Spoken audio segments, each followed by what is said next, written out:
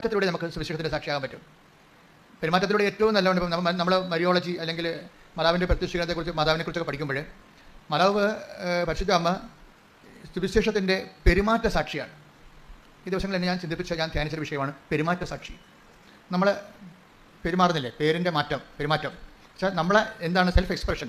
നമ്മളിപ്പോൾ ജോസഫച്ചൻ്റെ പേരിൻ്റെ മാറ്റം, അത് ദേഷ്യക്കാരനാണെങ്കിൽ ദേഷ്യമാണോ മാറണത് ശരിക്കും ഇല്ലേ? അപ്പോൾ ഞാൻ ഇത് ദേഷ്യമായിട്ട് ഫൈറ്റ് ചെയ്യേണ്ടി വരും സുവിശേഷ വിഹിതമായിട്ട്. വല്ല അസൂയ, പരദൂഷണമോ, പകയോ, ചതിയോ, മോഹൻകോപമോ, കലക്കമോ, ഭിന്നതയോ ആണ് എൻ്റെ പെരുമാറ്റത്തിലുണ്ടെങ്കിൽ അതും പെരുമാറുമ്പോൾ ആ പേരിൻ്റെ കൂടെയുള്ള മാറ്റത്തിൽ അതാണ് വരുന്നത്, പ്രതിഫലിക്കുന്നത്.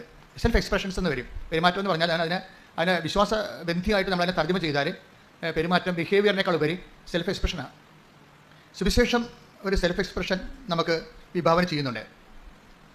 സുവിശേഷം സ്വീകരിച്ച ആൾ, സുവിശേഷത്തിൻ്റെ സാക്ഷി, അവരുടെ ഒരു തനത് സെൽഫ് എക്സ്പ്രഷൻസ് ഉണ്ട്. മാതാവിൻ്റെ പരിശുദ്ധ അമ്മയുടെ സെൽഫ് എക്സ്പ്രഷൻ എന്താണ്? മറിയത്തിൻ്റെ മൗനമാണ് അല്ലേ? മറിയം എല്ലാം ഹൃദയത്തിൽ കടുത്ത സംഘർഷാവസ്ഥയിൽ പൊട്ടിത്തെറിക്കാതെ അത് ഹൃദയത്തിൽ take the word of God.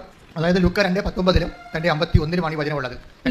ലൂക്ക 2:19 മറിയമാകട്ടെ ഇവയെല്ലാം ഹൃദയത്തിൽ സംഗ്രഹിച്ച് ഗാഢമായി ചിന്തിച്ചുകൊണ്ടിരുന്നു. നമ്മൾ പ്രതീക്ഷിക്കുന്നതും നമ്മൾ എക്സ്പെക്ട് ചെയ്യുന്നതും നമ്മൾ എക്സ്പെക്ട് ചെയ്യുന്നതിന് ഘടകവിരുദ്ധമായി സംഭവിക്കുക. നമ്മൾ പ്രതീക്ഷിക്കുന്നതിന് ഘടകവിരുദ്ധമായ ഒരു സംഭവം നടക്കുക. 26-ാം തീയതി 2 ലക്ഷം രൂപ തരാമെന്ന് പറഞ്ഞു. അപ്പോൾ നമ്മൾ 27-ാം തീയതി നിങ്ങളുടെ കടക്കാർക്ക് ഡേറ്റ് പറഞ്ഞിരിക്കുന്നത്. ഇയാൾ പറഞ്ഞതനുസരിച്ചാണ് നമ്മൾ ഡേറ്റ് കൊടുത്തിരിക്കുന്നത് അല്ലേ?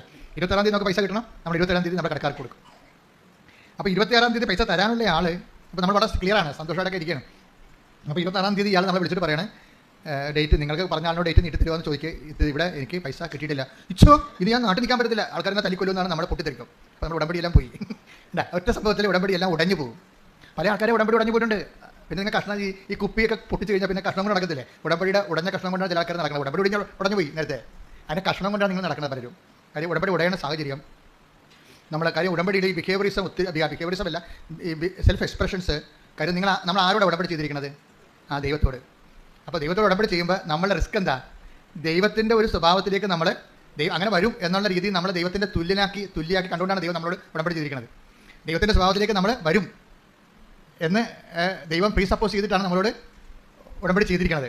അപ്പോൾ നമ്മളെന്ത് ചെയ്യും? വരാൻ പോകുന്ന അനുഭവങ്ങളെ എല്ലാം എടുത്തിട്ട്, അപ്പോൾ അമ്മ ഇപ്പോൾ ഒത്തിരി പെറ്റുകിടക്കുന്ന രാത്രിയിൽ പ്രാകൃതനായ മനുഷ്യർ വന്ന് പ്രതീക്ഷിച്ചല്ല ശരിക്കും പറഞ്ഞാൽ അത്.